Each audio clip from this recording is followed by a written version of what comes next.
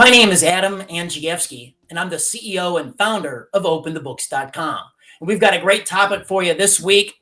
Where in the world were the Capitol Hill police on January 6th? Before we get into that, I just want to briefly review our mission at OpenTheBooks.com. It's simply put, to put every dime online in real time. And to that end, last year we filed 40,000 Freedom of Information Act requests, and we captured virtually every single public employee salary at every level of government across the entire country. So if you want to see your K-12 schools, who makes what by name and what position, just come to openthebooks.com. All right, let's get into this week's topic on the Capitol Hill Police. And I want to bring up my co-host, Tamara Colbert. Tamara? Hi, Adam. Good evening. Thank you so much. This is kind of the questions that everybody wants to know. Let's start right off with how many sworn officers are employed by the Capitol Hill Police and how many were actually present on January 6, 2021. Well, at openthebooks.com, our auditors go deep. And so we've got the answers to all those questions, and this has not received national attention. So there are a little less than 1,900 sworn officers of the U.S. Capitol Police. So it's a large force on budget. They exceed the police forces, for example, in major U.S. cities like Detroit, Minneapolis, St. Louis. So it's a big force, and it's well funded with about $500 million per year in terms of budget. Now, on January 6th, manning the interior and the exterior posts at the U.S. Capitol were less than 200 officers, actually 195 officers. So think about that. About 10% of the entire force was actually manning the posts at the U.S. Capitol. And they had plenty of warning that the crowd might get heated and there might be trouble. At the very least, they knew the crowd was going to walk from the Trump speech to the Capitol. How many were actually, if we go over those numbers, what does it mean that how many were not on site? I think let's just spell that out during that 24-hour period. So during the 24-hour period of January 6th, incredibly, 422 officers out of the 1,900 were never on site at the U.S., at any of the U.S. Capitol properties. They manage about a two square mile. They manage the office buildings for the House, the Right. Senate, Capitol Hill, the Supreme Court, parks, and the U.S. Botanical Garden, that entire 2 square mile area. And 422 officers were never in that footprint over a 24-hour period. Tamara, it's stunning. It's 1 out of every 4 sworn officers on one of the biggest days in Capitol Police history, and they were never even there. Where were they, Adam? Tell the audience where in the world they were and how you actually had a conversation with the Capitol Hill Police spokesperson. How did that go? What did they tell you? So it was an email exchange. And so we got some clarity on where those 422 officers were. Not specifics, but just in general. Some of them were teleworking. I mean, I don't even know what to say about that, Tamara. Okay. Police can telework? Go figure. No wonder our streets are a disaster. I mean, seriously, right? So some were teleworking. They won't release the number. Some were out on COVID leave. Some were out on military leave. Some were out on vacation leave. In the ramp up to January 6th, they said that they did prevent officers from taking vacation leave during that time. But if you already had leave in, they let you take it. So some were out on vacation leave. They said less than 50 officers, 50, it's a big number, were manning other locations other than Capitol Hill. And so you had 420, they said remote locations. So they weren't on site. They weren't within that 2 square mile area. They were at remote locations manning those Capitol Hill police properties. But it's stunning. You have a force, the biggest thing in history, and 1 out of every 4 of your officers aren't even around for a 24-hour period. It's amazing. It is truly amazing. Adam, the auditors provide some detail on the budget, right, of the U.S. Capitol Police. Where is that budget today, and what is Nancy Pelosi trying to get as the expanded budget for 2022? So we went into the budget since 2012 through 2022. So we looked at this through the Obama years, through the Trump years, into the Biden years. So Tamara, here's what's going on with the budget.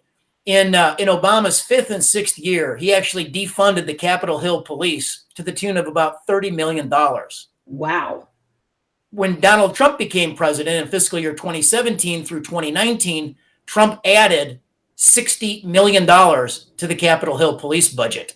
So Trump fully funded them and funded them to all-time highs on budget. Since January 6th, Congress has proposed, but not yet passed yet, a $150 million increase in budget for training, for new equipment. There was riot shields that, Right. They didn't, on their tactical force, they didn't authorize the use of their riot gear, but staged the riot gear. Another massive mistake. Right, because wait a second, what happened to that riot gear? Your auditors detail that in this Forbes report. That's right. So some of it was locked in a bus. No one had the keys to the bus.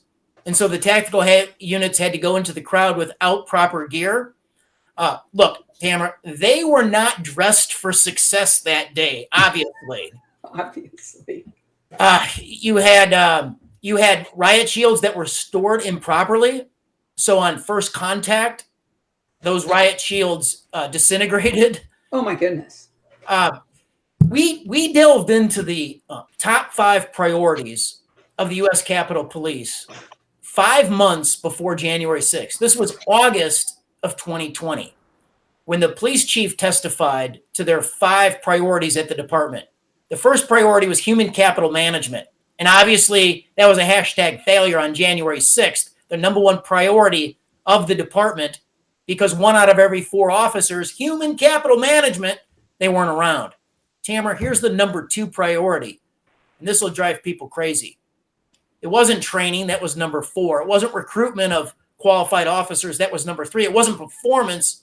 Performance was number 5. Number 2, of course, was diversity, equity, and inclusion goals for the department, to make everyone feel included in a difference of opinion and in all this other stuff, right? Equity.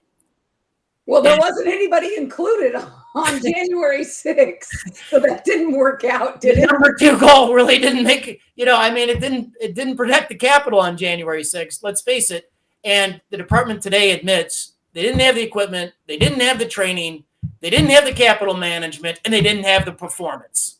So, Adam, actually, what this Forbes piece that you have put out really does dovetail into something very important that Open the Books has been adamant about. It is your mission, and that is you cannot throw money at a management problem. The problem will never, ever get solved.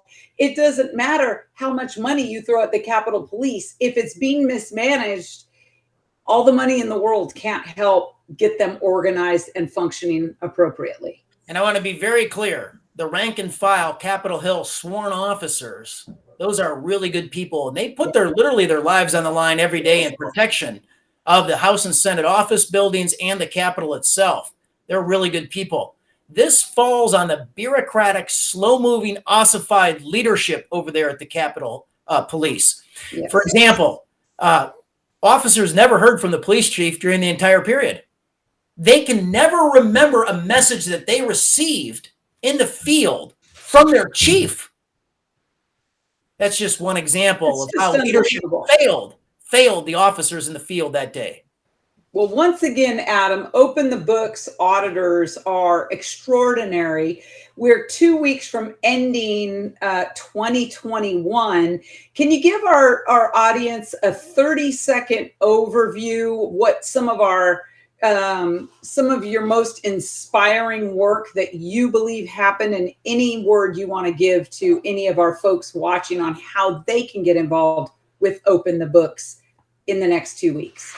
So 2 things. One is more investigations are contingent on donations. So just give us a donation over at openthebooks.com and we'll keep producing reports. I want to just give you 3 reports that I think were our most impactful on the year that we broke the story. Here's the first one. Dr. Anthony Fauci, the #1 most highly compensated federal employee. We broke that. It's got almost 900,000 views at Forbes, made national and international news. #2, the federal workforce with Juneteenth, the federal holiday, they get 44 days of paid time off. We broke that. We broke the fact it was 44 hours top of the fold at Drudge. We broke the fact that Biden wanted to use OSHA and hike the fines on private companies tenfold, up to $700,000, to enforce his vaccine mandate. And probably the biggest story of the year that we broke was on the staggering costs. We broke this on a national and international basis. Our auditors broke the story, the staggering cost of the U.S. military gear left behind in Afghanistan. So if you like these stories, help us out. We're a public charity. We're only funded privately. We take no government money, and we depend on you. We are going to have a great 2022. We're going to finish the year strong. We've got more Forbes stories coming out in the next 2 weeks. We hope you will read them. We will keep posting those on our Facebook page. If you like this, please share this broadcast on your Facebook page. And next time, invite 5 of your friends to join and watch this broadcast live. We couldn't do any of this without all of your support, and we thank you so much for that. You will be able to join us next Thursday for our final report of 2021, I believe. Correct, Adam? Yeah, exactly.